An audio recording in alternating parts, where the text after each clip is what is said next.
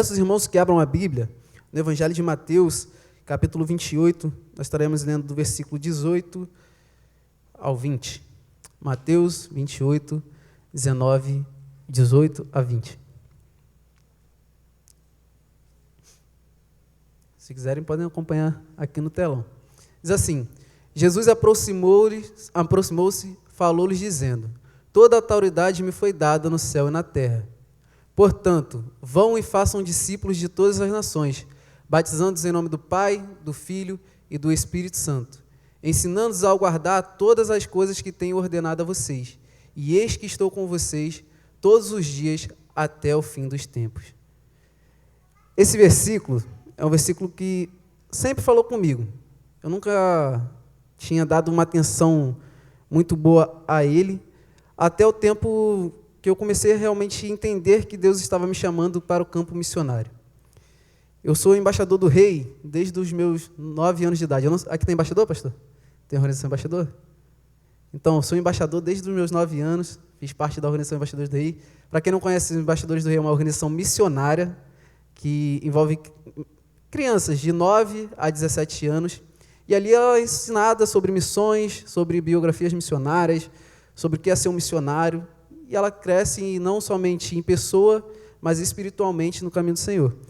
E a gente aprende esse versículo de cor. E eu sempre falava, e eu não compreendia realmente o que isso queria dizer. E eu preparando essa mensagem, eu decidi um tema como a hora é agora. Como assim, Davi? A hora é agora. A grande comissão, ela foi uma ordem dada a Jesus a seus discípulos. Vão ao mundo inteiro, façam novos discípulos em todas as nações e batizem esse povo em nome do Pai, do Filho e do Espírito Santo, e ensinando-os a obedecer, a guardar tudo que eu tenho ordenado a vocês, e eu vou estar com vocês todos os dias até o fim dos tempos. E Jesus ele fala isso para todos os seus seguidores, não somente para os 12. Tanto que a grande comissão, ela foi obedecida e tem sido obedecida. Só que muitos de nós ainda não compreendemos que nós temos a responsabilidade de assumir esse compromisso. E nesse momento eu gostaria de perguntar para os irmãos, o que é que vocês entendem quando fala assim, a grande comissão? O que é que vem na mente de vocês? Podem falar, não precisam ficar com vergonha, não precisa brigar, podem falar à vontade. Quando eu pergunto assim, grande comissão, o que é que vem na mente de vocês? Cri. Alguém? Algum corajoso? Pode falar, gente. Uma grande missão. Mais o quê? E aí? A grande comissão. A gente ouve tanto falar sobre isso, né? Mas quando fala aí, a grande comissão, o que que vem na mente de vocês? Podem falar, gente. Vamos lá. Compartilhem comigo, que eu não gosto de ficar aqui na frente sozinho, não. Eu gosto que vocês comentem comigo. E aí, a grande comissão. Pastor, colabora aí.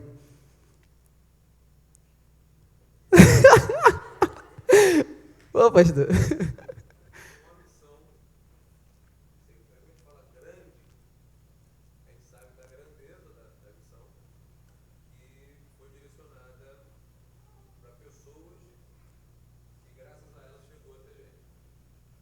Exato. A grande comissão ela foi dada a pessoas como nós, e graças a essas pessoas que obedeceram, ou melhor, se colocaram à disposição, reconheceram que elas tinham uma missão a ser seguida, assumiram essa responsabilidade, graças a essas pessoas, hoje nós conhecemos a palavra do Senhor. Porque nós sabemos que a Bíblia foi escrita em um contexto totalmente diferente do nosso. Então, para que a gente pudesse conhecer a Cristo hoje, alguém lá atrás assumiu a responsabilidade da grande comissão, reconheceu que era necessário obedecer e fez isso. E outra pergunta, uma pergunta reflexiva agora para vocês. O que vocês têm feito, ou melhor, o que nós temos feito para assumir a responsabilidade da grande comissão? O que nós, como discípulos do Senhor Jesus, nós temos feito para mais pessoas possam conhecer a Cristo? Isso é o que eu me pergunto todo dia. E olha que eu estou lá na Amazônia, hein? Sou missionário e todo dia eu me pergunto isso. O que eu tenho feito para alcançar mais pessoas para Cristo? Porque quando nós pensamos que está tudo bem, está ótimo, a gente está errado. Porque nós sempre podemos fazer algo a mais para que mais pessoas possam conhecer a Cristo. Então, aqui no capítulo 28, nós vemos que vai tratar da ressurreição e das últimas palavras que Jesus dá a seus discípulos. Ou seja, que é a grande comissão. Ele comissiona os seus discípulos a uma missão que é fazer novos discípulos. Propaguem o evangelho a todas as pessoas deste mundo, até os confins da terra. Vão lá e façam novos discípulos. E fazer discípulos é o foco principal do texto. Muitas das vezes a gente fica no id. Ide, vão, mas a gente não pega o foco principal, que é fazer discípulos.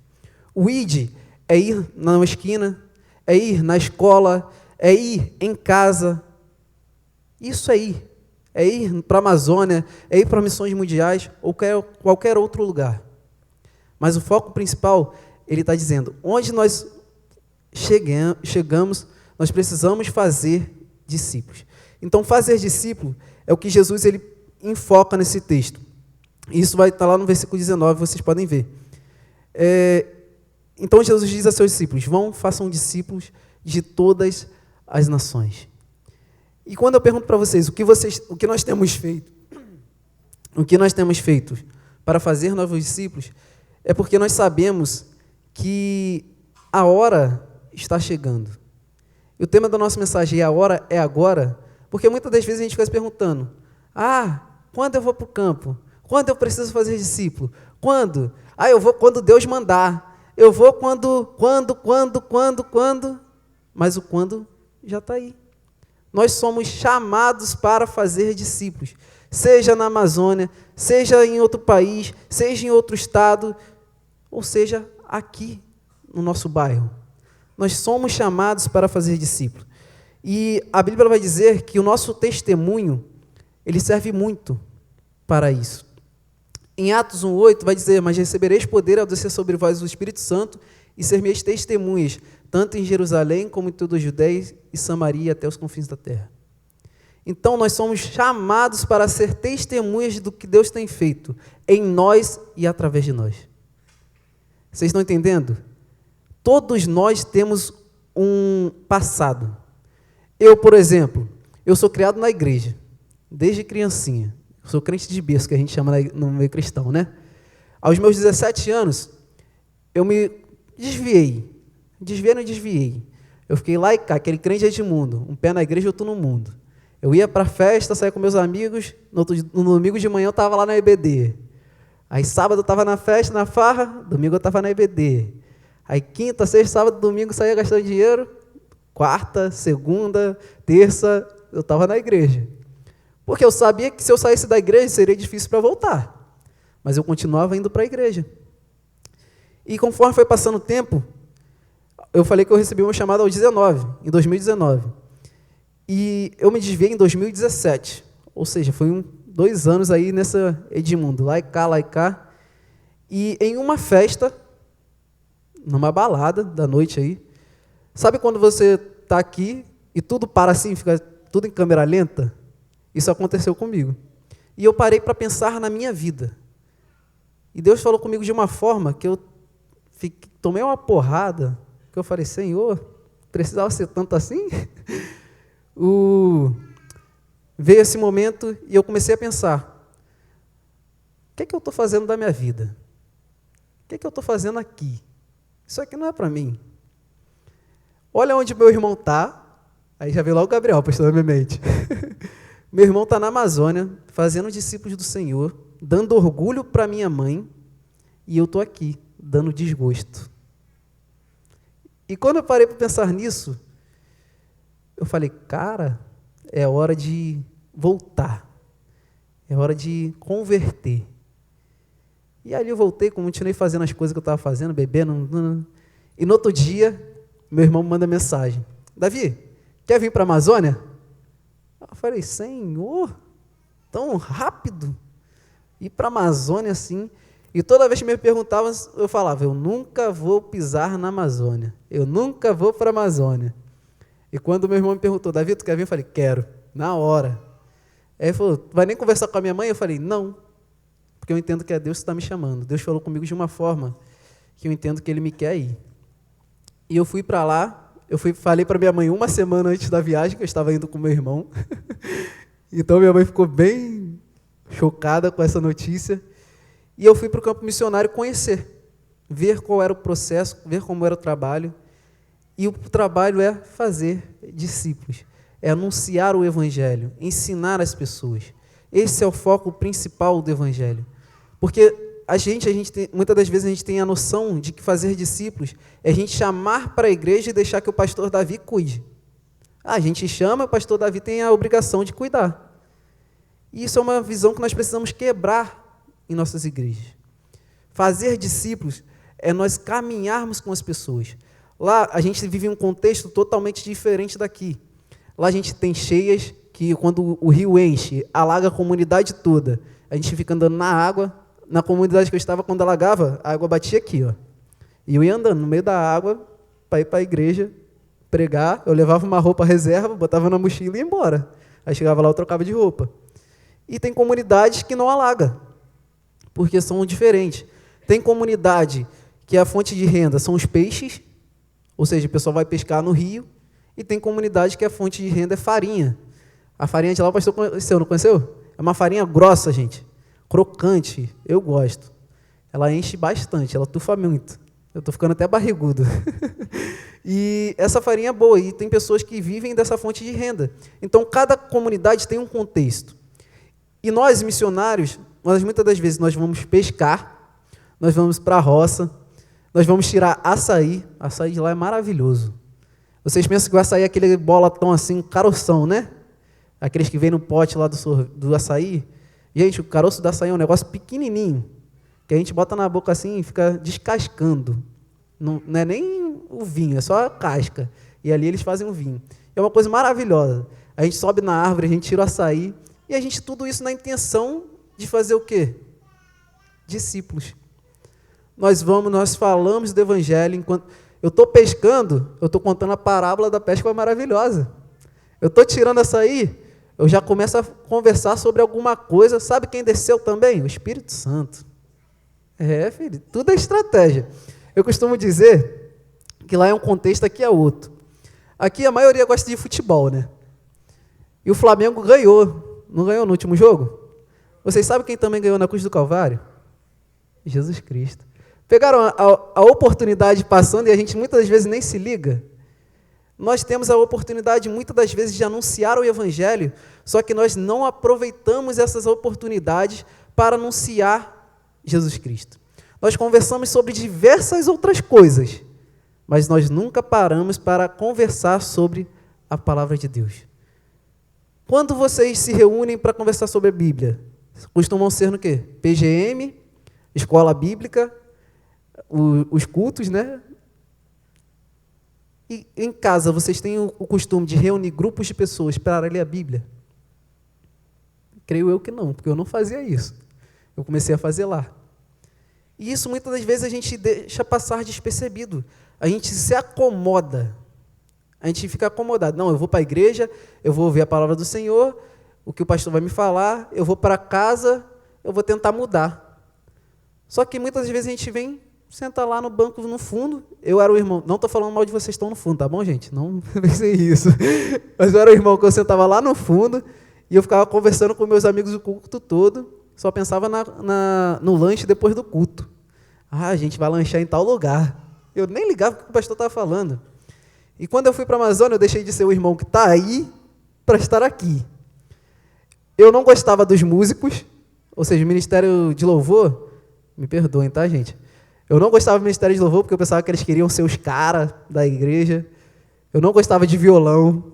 O único instrumento que eu gostava era a bateria. A bateria sempre teve meu coração.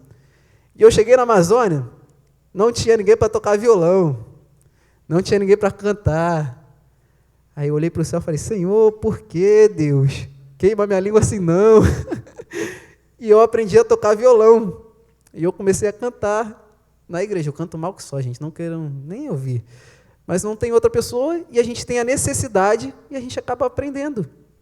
Nós precisamos nos colocar à disposição. Ser discípulo do Senhor também é se colocar à disposição. E muitas das vezes nós não estamos nos colocando à disposição do que o Senhor quer fazer em nossa vida. Nós precisamos nos levantar do banco e falar: pastor, eu estou aqui para servir. O pastor estava falando que muitas vezes a gente tem a visão de panelas nos pequenos grupos. E isso é uma coisa que eu também pegava muito, mas era realmente panela lá na igreja. Existe cada panelinha assim, só que o PGM não é isso. O relacionamento discipulador não é panela. Na verdade, é uma panela com a tampa aberta que pode entrar quem quiser. Então, não pensem que tem um grupo ali, eu não posso mais chegar. Muito pelo contrário, se tem um grupo, se achegue lá, vá conversar, porque são coisas que vão te fazer crescer. Lá, quando eu comecei a me relacionar com os missionários, eles começavam a conversar e eu ficava assim, ó. Olhava para um lado, olhava para o outro, que eles só falavam sobre Bíblia. E eu não sabia nada direito. Sabia muito mal arroz com feijão. Jesus morreu por mim, me salvou. Sabia muito mal isso. Eles conversando sobre teologia, um monte de coisa.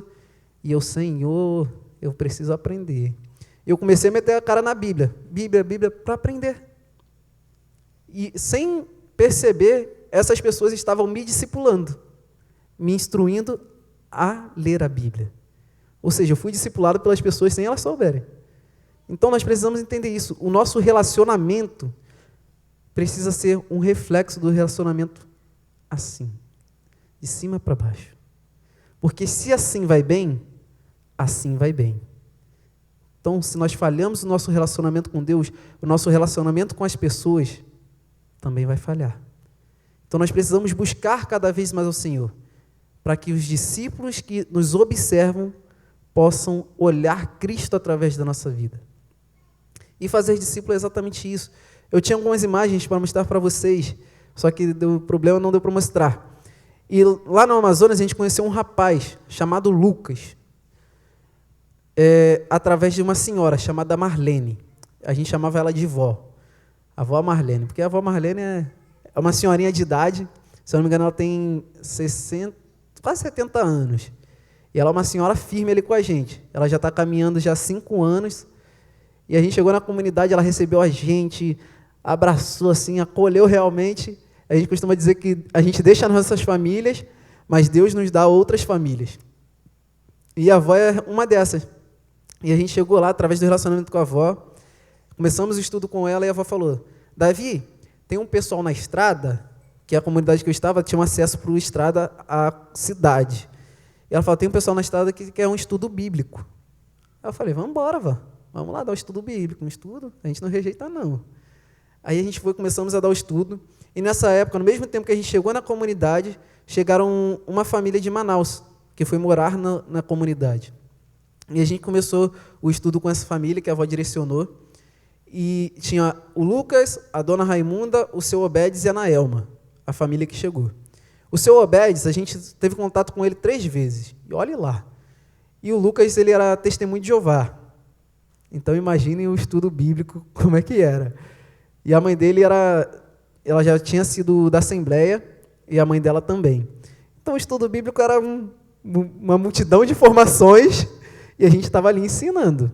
E todo dia, depois do estudo bíblico, o Lucas vinha com as teorias dele de testemunho de Jeová. E a gente vinha, debatendo, mostrando na Bíblia. E esse processo de discipulado com essa família durou um pouco mais de 1 ano. E no fim desse 1 ano, o Lucas virou para mim e falou: Davi, por que esse tempo todo me ensinaram errado? E eu olhei para a cara dele, eu dei um sorriso, que eu falei: realmente o Lucas conheceu a Cristo. Ele pôde entender a essência do Evangelho. E muitas das vezes a pessoa que está do nosso lado está querendo conhecer a Cristo, só que nós não sabemos. É a mesma coisa da pessoa que está com depressão. Ela não se abre para falar. E o Evangelho é assim. Muitas pessoas estão carecendo do Evangelho, só que nós não nos colocamos à disposição para ensinar, para ouvir, para discipular. E o Lucas foi isso. O Lucas era um rapaz que ele só andava de bicicleta. Ele dava uma volta na comunidade, não falava com ninguém e ia embora para casa. Todo dia ele fazia isso. E a gente começou a conversar com o Lucas, começamos discipulado com ele, caminhando com o Lucas. A gente ia para uma outra comunidade, a gente levava o Lucas com a gente. A gente ia para um estudo, levava o Lucas. A gente ia para a roça, levava o Lucas.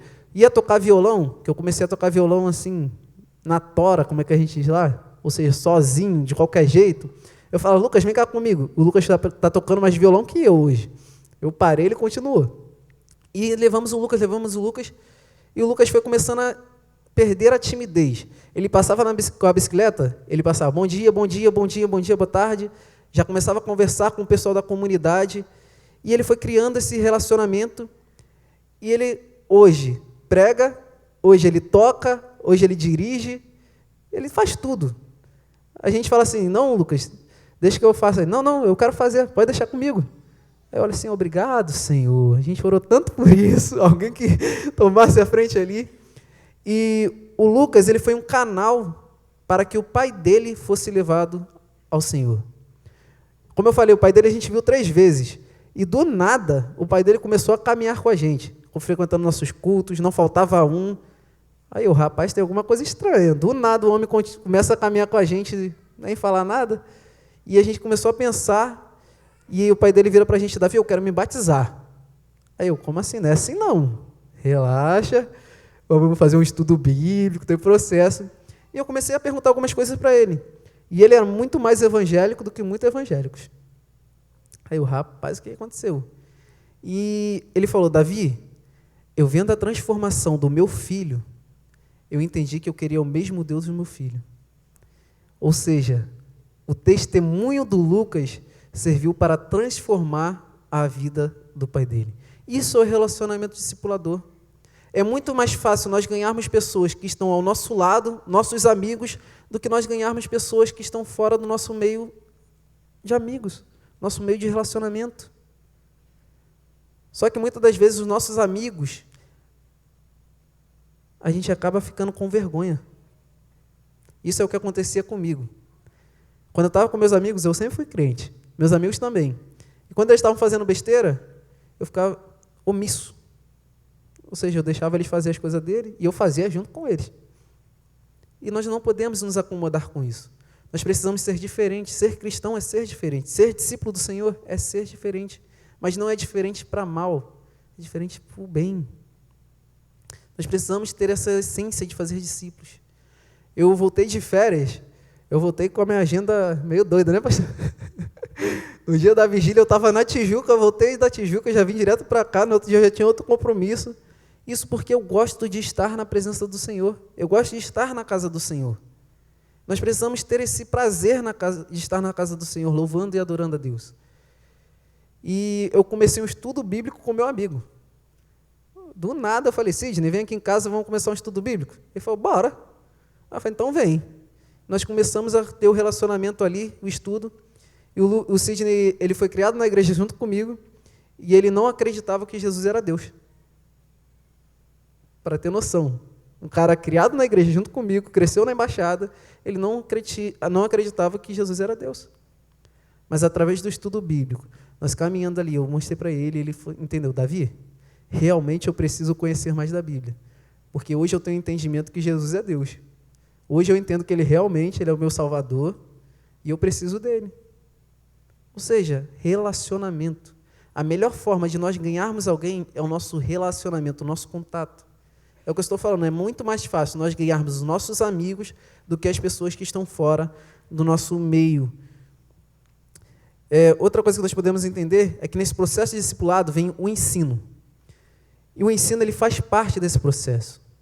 Nós ali na Amazônia, nós damos estudos bíblicos, nós fazemos PGMs, e entre outras coisas, cultos, e diversas outras coisas nas atividades da nossa agenda. Embaixada, mensageira, aula de violão. Eu ensino violão, por mais que incrível que pareça. O pouco que eu sei fazer um dó. Eu ensino um dó. É o pouco que eu sei, eu posso ensinar. E na palavra do Senhor é isso aí. Se eu sei um pouquinho, eu posso ensinar esse pouquinho que eu sei, que já é mais que a outra pessoa. Então, pouco que você sabe, você pode ensinar para alguém. E foi, ó. Dá para passar? Pode passar. Aí, ó, gente, agora fica melhor, que vocês vão poder ver. Esse aí é a avó, essa de rosa, é a vozinha que eu falei. Esses dois ali é o Lucas e o seu Obed, e essa é a nossa congregação. Tem 10 pessoas. E essas 10 pessoas, elas já entendem o que é fazer discípulos. Pode passar. favor. Aí, ó, que eu falei do discipulado. Se a gente vai para qualquer canto, a gente leva a pessoa. E aqui dá para a gente fazer isso. Quem aqui tem o costume de chamar alguém para comer na sua casa? Gente, pode me chamar também, tá? Eu gosto, comida é bom. E lá a gente tem muito disso. O nosso relacionamento, a gente é crente, né? E crente tudo acaba em comida, gente. Quer conquistar alguém, chama para comer. E lá nós vemos muito disso. Nós chegamos nas comunidades, a primeira coisa que as pessoas fazem é: missionário, vem comer. Na hora, gente. Aí tem lá um tambaqui, um pirarucu, às vezes um jacaré. Muitas coisas que a gente come lá que vocês nem imaginam. Eu falo depois, se vocês tiverem curiosidade, aí eu posso falar. E o relacionamento é isso. Aproveitar. Um almoço, a gente fala de Jesus. Um café, a gente fala de Jesus. Janta, a gente é isso. Missionário é falar de Jesus para as pessoas. E aí a vozinha, ela lendo a Bíblia. Eu tirei essa foto aí e falei, gente, tá fazendo efeito mesmo. Porque ela não tinha o costume de ler a Bíblia. Quando a gente chega lá, a gente vê essas pessoas sozinhas, a gente nem precisa mandar, tá lá lendo a Bíblia, é um motivo de glorificar o Senhor. E essa foto aí, gente, é um barranco. Esse lá do Jussara, pastor. E esse barranco aí é complicado. Nesse dia eu olhei para esse barranco, vocês podem ver que tem um missionário lá em cima. É o Rafael. Eu olhei para esse barranco e falei, Senhor, eu tenho que subir mesmo esse barranco. Eu posso voltar para casa não, porque você me botou para subir um barranco desse tamanho? Porque, como eu falei, lá tem a cheia e tem a seca. Isso é a época da seca. E esse barranco foi uma coisa que me fez tremer na base. Eu falei, eu vou subir, porque eu sei que lá em cima tem alguém que precisa conhecer do Evangelho. Tem alguém que precisa conhecer de Jesus. E isso é apenas um obstáculo. Subir um barranco desse aí, moleza. Para anunciar Jesus é bom. É fácil. Agora, se fosse para subir, para morar, agora eles fazem, é batalha. Eles sobem esse barranco com uma caixa, não é bem uma caixa, mas é tipo uma prancha de madeira pesada. Eles botam frutas, eles botam verduras, um monte de coisa, e descem esse barranco com o negócio na cabeça e vão embora, como se tivesse nada, tivesse limpo. Eu subindo isso aí sozinho, eu vinha assim, ó, me arrastando, subindo, segurando, com medo de cair, que se eu cair ali já era. E o pessoal, não, já tem um costume, eu fico olhando assim. Aí eles falavam, vai lá, missionário. Eu falava, vocês querem ver a desgraça, né? Isso é uma coisa que a gente precisa pensar lá no nosso contexto. Cada desafio é porque nós olhamos para cima, lá no topo, eu olho e consigo ver pessoas que precisam conhecer de Cristo. Aqui não tem barrancos. Aqui nós temos casas. Nós precisamos olhar para essas casas e pensar, nessas casas existem pessoas que precisam conhecer de Cristo. Existem almas que carecem do Evangelho. E isso é a nossa missão. Pode passar. E aí entra os ensinos. Aí o que eu falei, dos PGMs, PGMI, o PGMzão. Que já passou da hora de multiplicar, né, pastor? Esse é o PGM de uma comunidade que a gente iniciou. Esse PGM de senhoras é o PGM das senhoras mesmo. É mais 50. E ali na imagem dos embaixadores, trabalhando, uma coisa que a gente aprende na Organização Embaixadores do Rei é serviço real. E a nossa congregação, ela tinha uma rampa que era só de lama. E todo dia, depois da IBD, a gente tinha que limpar bem a igreja, porque estava cheio de lama o templo. Aí eu falei, gente, minha casa ficou em obra há 9 anos. Eu trabalho em obra desde criança. Não tem ninguém para fazer? Eu vou fazer.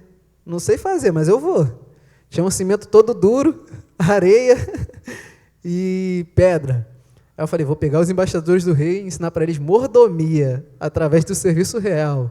Porque nós somos mordomos, nós somos servos do Senhor. E eu comecei a pegar os embaixadores, vamos lá, rapaziada, todo mundo trabalhar. E eles ficavam brincando, jogando terra um no outro, tacando pedra, tacando cimento.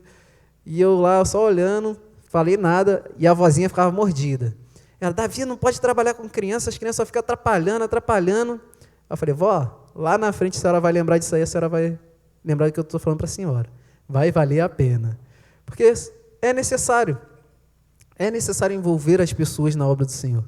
E fazer discípulos é isso, ensinar a ser mordomos do Senhor, manutenção. Eu não sei se aqui vai passar por obra um dia, Mas se passar, se coloca à disposição, nem que seja para carregar um balde, porque vai valer a pena, a gente aprende a ser servo. Lá eu era o zelador da igreja, o sonoplarista, eu era tudo, o músico, cantor, tudo, mano. Até o pregador. E eu fazia tudo. Aqui, no Rio de Janeiro, eu fazia nada. Nem passar uma vassoura no chão eu fazia. E isso me ensinou a ser mordomo da obra do Senhor. Só basta nós nos colocarmos à disposição. Muitas das vezes a gente vê a igreja limpinha, a gente não dá o valor, né? Ah, tá limpo, tem a zeladora. Mas quando é a gente que está limpando, a gente para pensar, realmente não é fácil. É uma parada brutal. E são os PGMs. Aqui iniciou o pequeno grupo multiplicador também. Eu peguei o início, tenho orgulho de falar isso, eu participei do início do pequeno grupo. Eu lembro que foi o primeiro encontro, não foi, pastor? Eu e minha noiva, nós estivemos ali, no gabinete do pastor, realizando o primeiro PGM, pequeno grupo multiplicador. E hoje, fiquei sabendo que tem mais alguns, já multiplicou e está para multiplicar mais. Isso é realmente uma coisa que nós precisamos entender que é da obra do Senhor. É a questão da panela que eu falei. O PGM ele não é panela. Ele é realmente um lugar de fazer discípulos. Nós precisamos entender que o PGM é uma ferramenta, onde nós temos a oportunidade de falar de Cristo às pessoas que não conhecem. Ali são as criancinhas. Com essas crianças aí, eu ensino a história de Davi e Golias, a história de Sansão, Lázaro, eu vou ensinando tudo. Boto elas para encenar, elas já viraram tudo ator e atriz aí. Por quê? Elas vão aprendendo desde criança a palavra do Senhor, sendo discipuladas, para que quando elas cresçam, elas não se desviem da palavra do Senhor. Ali a comunidade no Mato Grosso. Essa comunidade, meus irmãos, é realmente uma batalha espiritual. Eu comentei com o senhor já sobre isso? Não. Nós começamos o trabalho nessa comunidade e começamos estudos, cultos, pequenos grupos. E conforme foi passando o tempo, Satanás ele não ficou satisfeito com o avanço do trabalho, da obra missionária. E ele começou a agir no meio do povo, com opressão demoníaca. Ao ponto de a gente chegar na comunidade e ver uma cena explícita de possessão. E muitas das vezes, quando a gente vê essas coisas de batalha espiritual, a gente corre quem? Pastor, né? Chama o pastor. Só que nós somos os pastores. E aí? E nós chegamos nessa comunidade, nós olhamos a comunidade vazia. Ninguém na comunidade. E chamaram a gente para um almoço. E quando a gente chegou no almoço, não tinha ninguém na comunidade, a gente estranhou, né? E o missionário Rafael, aquela casinha lá atrás, que vocês podem ver, é a igreja católica. Quando nós estávamos passando na frente da igreja católica, nós olhamos para dentro da igreja, tinha uma pessoa possessa. E eu olhei aquilo e falei, meu Deus do céu, e agora? E agora, Giovanni? Giovanni, agora é com a gente mesmo. E o pessoal da igreja católica fazendo os ritos, e a gente chegou, olhamos, em espírito de oração, perdão, Senhor, perdão, Senhor, perdão, Senhor, perdão, Senhor, me perdoa, me perdoa, me perdoa. E a gente olhando aquilo ali, quando a gente entra na igreja, o demônio dá um pulo. Eu já olhei assim, meu Deus do céu. E vamos lá, vamos orar. Vamos expulsar esse cara aí. E a gente chegou, deixamos o pessoal terminar, e o pai da menina chamou a gente, né? Para fazer a oração. Aí o Rafael orou. Nessa que o Rafael começa a orar, o bichão pega, puxa o short do Rafael. Eu olhei aquilo e falei, meu Deus do céu. E eu olhando, o Rafael orando, orando, orando. Só que a gente cometeu um erro, a gente não orou expulsão, a gente orou pela vida da menina. Aí o Rafael terminou, comecei a orar, orar, orar, orar, orar, e nada do bichão ir embora. Aí a gente olhando, aí esperamos, né, mais um pouco, aí eu olhando para o Rafael olhando para minha cara. Eu falei, agora é hora de ir embora, filho. Aí o Rafael começou a orar, orar, orar, e o demônio falou uma coisa que eu não sei até hoje. Ele falou assim, um já foi. O Rafael terminou de orar e ele falou, um já foi. Aí eu falei, um demônio já foi, um missionário já foi, o que já foi? Um quem? E eu comecei a orar, Senhor, está repreendido no nome de Jesus. Comecei a orar, orar, orar. Aí a menina deita. Quando ela deita assim, eu falei, ixi, ou ele vai voltar mais forte, ou foi embora. E isso é uma coisa que a gente é realmente necessário a gente falar, gente. A batalha espiritual, ela existe. Nós, batistas, Mas muitas das vezes nós temos essa barreira em questão de batalha espiritual, porque não é uma coisa que a gente vê com frequência.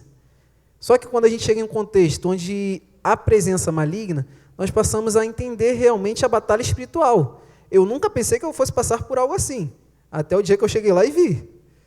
E eu falei, realmente o negócio aqui é doido. Então é necessário ter uma vida boa com o Senhor, e nós precisamos estar preparados para isso.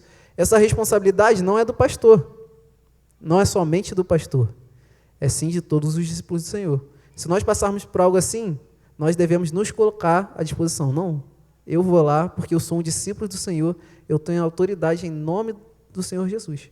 Porque nós não temos poder para nada, mas é o Senhor Jesus que tem. Então nós fomos lá, oramos em nome do Senhor Jesus, aí passou. Aí a menina levantou assim, aí o pai dela segurando o braço dela, eu olhando para a cara dela, ela me olhou com uma cara que eu falei, meu Deus do céu, vai me matar aqui. Eu falei, vem, estou preparada. Aí ela botou a mão na cabeça, ela falou, sou eu. Aí o pai dela, você? Aí ela, sim, falou o nome dela. Aí eu cheguei no ouvido dela já, eu falei, filha, Jesus Cristo é o Senhor? Aí ela, sim. Aí comecei a conversar com ela, apresentando o Evangelho. Conversando com ela, para ela reconhecer a Cristo, falando de Jesus para ela, e ela falou, entregou a vida para Jesus naquele momento. Ou seja, fugiu o nome da palavra, depois eu lembro. Opressão demoníaca se tornou em uma vida ganha para Cristo. E a gente pôde apresentar o Evangelho para aquela garota, ela entregou a vida para Cristo, e as manifestações continuaram na comunidade. Não sei como é que está hoje, que eu estou fora um tempo já. Continuou lá, em outras pessoas, e nela, graças a Deus, passou. Aí uma irmã da comunidade chegou lá, não, chamar os missionários, que os missionários expulsaram o demônio lá. Eu falei, os missionários não, eu não tenho poder nenhum, filho. Quem tem poder é Jesus. Então, isso é uma coisa que a gente precisa estar pronto, gente. É um alerta para a igreja. Porque muitas vezes a gente não dá valor à batalha espiritual. Só que para nós estarmos firmes na batalha do espiritual, nós precisamos estar firmes no nosso relacionamento com Deus. E com isso nós precisamos de pessoas para estar ao nosso lado, nos fortalecendo a cada dia. A Bíblia vai dizer que uma corda de 3 dobras, ela arrebenta com mais dificuldade. Agora, nós quando estamos só, uma dobra só, arrebenta com facilidade. Porque quando nós caímos, não há ninguém para nos ajudar a levantar. Mas quando nós temos 2 ou 3 pessoas ao nosso lado, essas 2 ou 3 pessoas vão nos ajudar a levantar e vão falar, vamos juntos, eu estou com você. Você caiu? Mas não tem problema não, isso faz parte do processo. Mas agora nós vamos juntos superar isso, esse problema, esse pecado. Então isso é o relacionamento discipulador. Pode passar, eu vou correr já para a gente terminar, que o pastor quer fazer um bate-papo aí. Isso é a ação do Novo Sorriso, que eu contei da ação do kitzinho da escova, da pasta, do sabonete. Ali a gente apresenta o plano de salvação para as crianças, através da escovação. O dente cariado é o pecado, o dente branquinho é a purificação, o dentista com a capa vermelha é o sangue de Jesus derramado na cruz, e assim vai. A gente usa uma escovação para anunciar Cristo para as crianças. Uma coisa que a gente nem imaginava, a gente chega lá, a gente usa a criatividade e fala de Cristo para as crianças através de uma escovação de dente. Então, são estratégias. A gente precisa aproveitar as oportunidades que a gente tem para falar de Cristo para as crianças. Pode passar. Aí são os batismos. Aqui já teve alguém que discipulou alguém e batizou, pastor? Gente, não tem coisa melhor, de verdade, isso eu falo por experiência própria. Agora a igreja está participando do relacionamento discipulador. A Amanda, né, Amanda? A Amanda está discipulando aí, que eu fiquei sabendo, tem um monte de gente discipulando aí, cada um tem seu RD. E, gente, quando a gente chega nessa fase aí, do batismo, é algo maravilhoso. É algo sem explicação. Porque a gente olha para trás e a gente vê que todo o nosso esforço valeu a pena. Aquela pessoa que estava lá e cá, um pé na igreja, todo mundo, mais para fora do que para dentro. E a gente começa a caminhar com ela, começa a chamar ela para comer em nossa casa. Façam isso, gente. Paga um lanche que não vai cair teu bolso, não. Então, vale a pena pagar um lanche. Vem lanchar comigo, que eu vou lanchar contigo. Vice-versa aí, é bom comer e é bom falar de Jesus. E a gente passa por todo esse processo de discipulado, de estudo bíblico, de PGM e etc. E a gente chega no batismo. A gente passa a olhar para isso tudo e a gente vê, realmente Deus é fiel. Realmente Deus, é maravilhoso. Aí nós pudemos batizar a avó, que caminhava com a gente 5 anos, mas a avó tinha problema com fumo, com cigarro, e ela não queria se batizar por causa do cigarro. E aí a gente começou o estudo, começamos a pegar no pé dela. Eu já peguei um monte de coisa dela, joguei no lixo. Pegava o cigarro dela, jogava tudo no lixo. Ela estava fumando, pegava o cigarro da mão dela, jogava no lixo, porque ela dava essa liberdade. E isso é relacionamento discipulador, tá? Você está vendo a pessoa no erro, chega lá, dá logo 2 tapão. Brincadeira, faça isso não. Mas chega lá, tu corrige a pessoa. Tá vendo no erro, não fica passando a mãozinha na cabeça não, filho. Dá lapada santa e assim vai. Porque senão a gente vira cúmplice do pecado da pessoa. Então, tenha esse relacionamento. É o que eu estou falando. Um amigo é bem mais fácil a gente ganhar para Jesus do que um inimigo. Então, tenham esse compromisso de estar vendo a pessoa errar, ajude ela a sair do erro. E a avó ela tinha problema com fumo e em novembro do ano passado ela foi batizada. A gente teve a oportunidade de levá-la às águas. E eu olhei para trás e eu parei a pensar, gente, a avó, que antes de ser batizada já estava fazendo discípulos. Porque graças a ela nos apresentou a dona Raimunda, a Naelma, o Lucas e o seu Obed, que se batizaram antes dela. Ou seja, sem ela saber, ela estava fazendo discípulo. Porque ela estava com a gente. A gente ia para o estudo bíblico, ela estava lá 8h30 da manhã, caminhando 20 minutos pela estrada com a gente, para ir para essa casa fazer o estudo bíblico. Então é exatamente isso, gente. A gente se colocar à disposição para fazer o estudo. Pode passar? E aí ele sempre estará conosco. Toda vez que eu vejo essas 2 fotos, essa é a congregação do Itapeva, que eu trabalhei 2 anos e 5 meses, e essa é a congregação do Liberdade, que eu estou começando o trabalho agora. Já tem um missionário lá que já está há 3 anos nessa comunidade. E toda vez que eu olho para essas 2 imagens, eu lembro disso aí. Ele sempre estará conosco. Hoje, se essa igreja está ali, o templo está ali, não somente só o templo, mas com pessoas dentro do templo, entendendo a visão de igreja multiplicadora, a visão de fazer discípulos, é porque o Senhor esteve conosco durante todo esse processo, Ele sempre estará, porque Ele é fiel e Ele cumpre suas promessas. Então entendam que esse processo de discipulado vai valer a pena. E sempre vai ter alguma imagem que vocês vão olhar assim e falar, realmente Deus é fiel, realmente Ele esteve comigo, realmente Ele cumpre suas promessas. E Deus é maravilhoso, Ele faz. Se Ele nos chamou, Ele fará. Pode passar, por favor? Eu gostaria que nós lêssemos todos juntos essa parte aí. No 3. 1, 2, 3.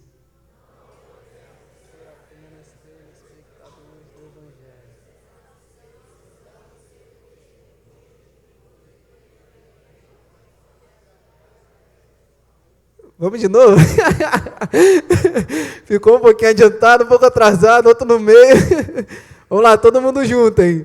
1, 2, 3. Não podemos ser apenas telespectadores do Evangelho.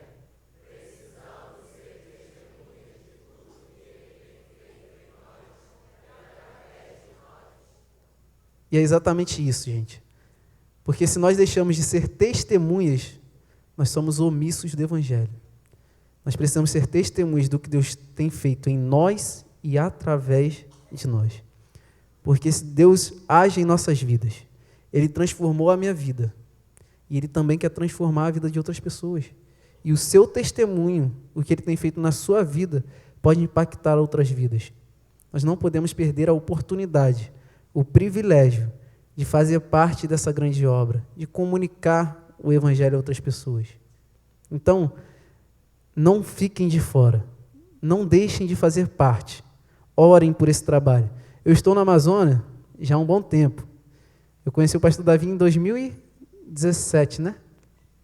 2017, 2018.